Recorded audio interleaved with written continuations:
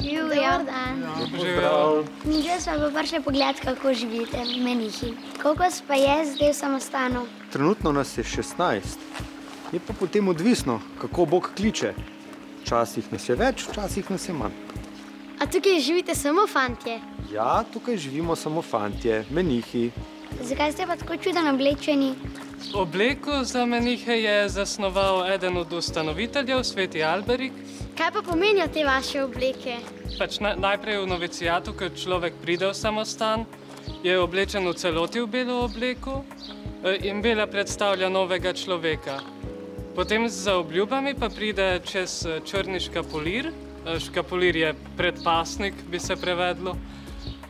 In predstavlja barvo pokorščine in ker si ga daš čez glavo, nekako tudi jarem pokorščine.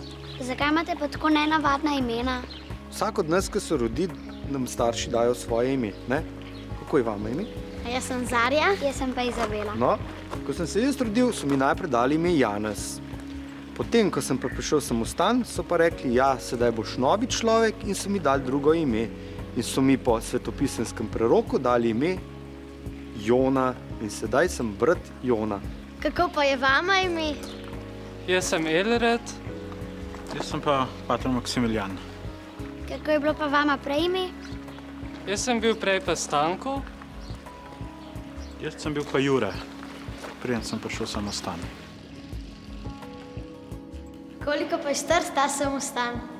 Torej, prvi menihi so na to območje prišli leta 1132. Je kar nekaj že, ne? Ja, veliko.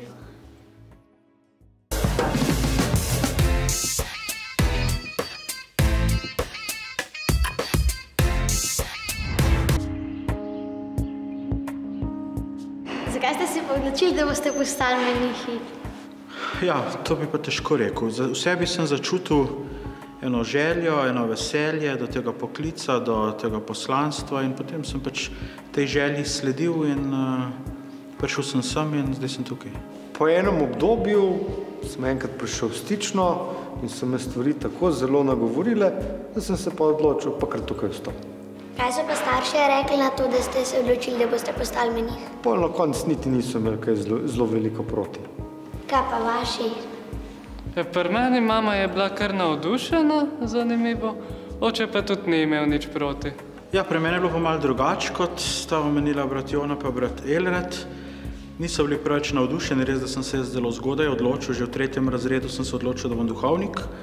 Potem po 8. razredu sem šel v semenišče, se pravi v šolo za duhovnike in po 3. letniku sem prišel že v samostan, tako da sem bil star 17 let in niso bili preveč navdušeni nad to odločitvijo.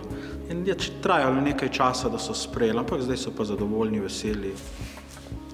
Kako se pa imenuje ta prostor?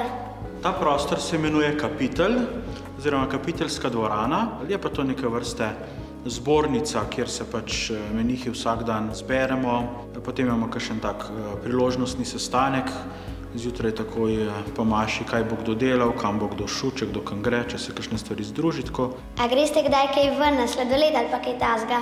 Ja, seveda tudi samostana gremo lahko, ampak seveda z dovoljenjem predstojnika in pa seveda, če imamo kakšen tehten razlog, seveda tudi, če je treba iti na sladoled, gremo pa na sladoled ali pa tudi v kino, če je včasih, ali pa v opero, ali pa na kakšen izlet. A iz samostana greste tudi v takih oblikah? Zdaj, odvisno, kam gremo. Če gremo na kakšno prireditev, na kakšni slovesnosti, kakšni maši ali kaj podobnega, potem gremo v teh oblekah. Zdaj, če gremo na kakšno bolj tako izlet ali pa kakšno športno stvar, potem so temu primerna oblačila, če gremo kaj delati, smo v delovnih oblačilih. A ko si enkrat menih, se lahko tudi odločiš, da ne boš več? Ko vstopiš v samostan, imaš najprej 1 leto novicijata, to je uvajanje v meniško življenje, nato pa še začasne zaobljube, preden sprejmeš večne. In do večnih zaobljub si ti lahko premisliš in se odločiš, to ni zame, ne čutim Božjega poklica in greš ven. Ja, tukaj smo v samostanski jedilnici, v samostanu pa tudi drugačno so obroki zelo pomemben del dneva in tu so naša pravila in pa tudi naš dnevni red in pa naši običaji so, da si res vzamemo čas, zato ker tukaj smo skupaj jemo.